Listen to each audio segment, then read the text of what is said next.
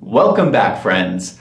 For those of you who watch my channel, you know that I never talk about my personal life.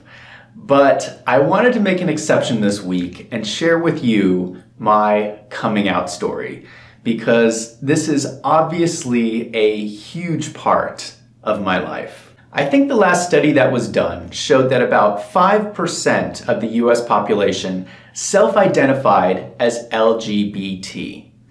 Only 5%. So gay people are a really small group of the population, and we're always going to be a small group. And that's the reason why coming out is so difficult, because you're essentially telling the world that you are different than 95% of the people who are out there. I came out many years ago.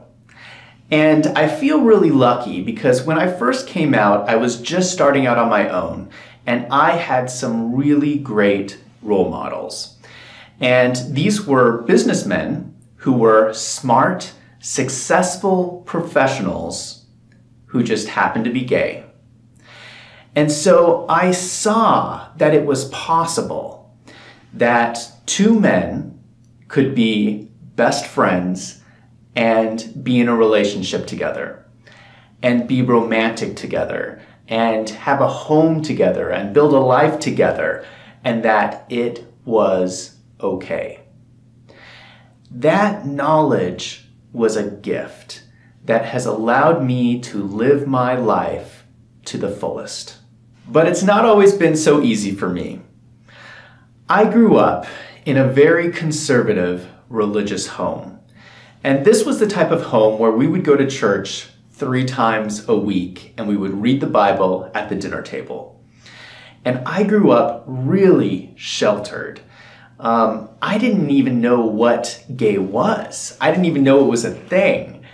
All I knew was that I was unhappy and confused, and I didn't know why.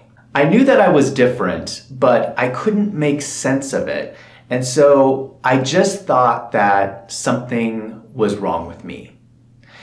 And what you do when you're in that situation is you just end up repressing all your feelings. And so all throughout high school, I didn't have a girlfriend, I didn't date.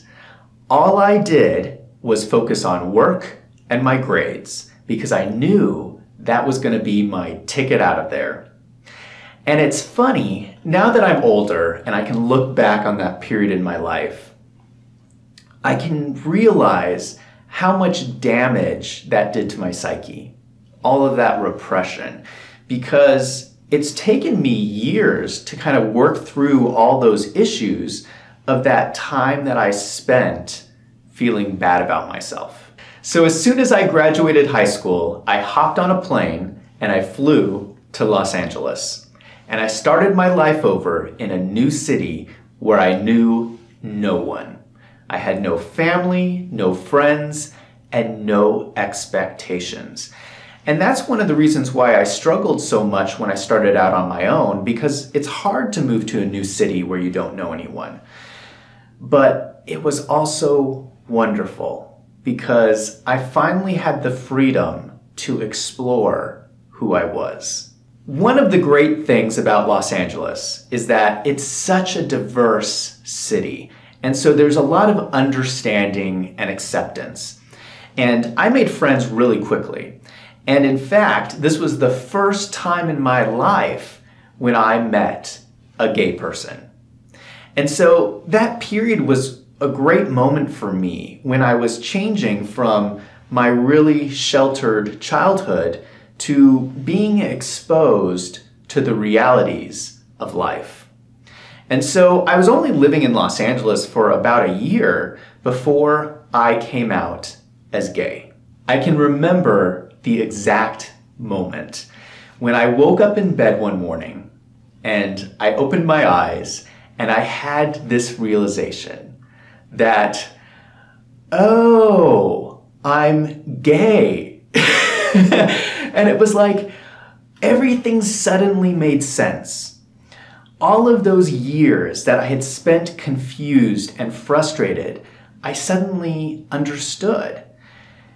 And it was because I had built this safe space for myself, where I was able to start to explore and accept that side of myself. And I immediately came out to all of my friends in Los Angeles. And not long after that, I went on my first date and I had my first boyfriend. This next part is bittersweet because I did not come out to my parents until over a decade later. So I came out to all of my friends in Los Angeles when I was 19, but I didn't come out to my parents until I was 30. And I ended up building this wall where I wouldn't tell anybody back home what was going on in my life. And it's really unfortunate because when you live a lie like that, it's damaging to the relationships of the people in your life who you're supposed to be the closest to. And looking back, I'm not sure I would have done anything differently. Sometimes you're just in bad situations in life and you just have to do your best. You know, I'm not sure it would have helped anything for me to have confronted my parents when I was 19 and forced the issue. And in fact, you know, it was actually still difficult to come out to my parents when I was 30. But it was easier than it would have been when I was 19. Because when you're 30 and you've never had a girlfriend, your parents have probably figured it out. So that's my coming out story. I basically moved to a new city when I was really young, which made coming out a whole lot easier. But I didn't come out to everybody in my life until I was much older. And I'm not saying that's necessarily the best way to do it, but that's just my story. I feel so lucky to live in a time and a country where I can be openly gay. And I've had an incredible life with so many experiences that I credit to being able to explore this side of myself. I've experienced love and heartbreak and relationships and community, and I cherish these things so deeply. And whatever it is that you might be struggling with, the one thing that I would share with you is that it's such a beautiful thing to be able to live a life that's completely open, honest, and transparent. Next week, I'm going to be back with my regular videos on accounting and corporate finance, and I have a lot of exciting videos coming up, so you don't want to miss it, so hit that subscribe button. I release a new video every week, so definitely come back and check out next week's video.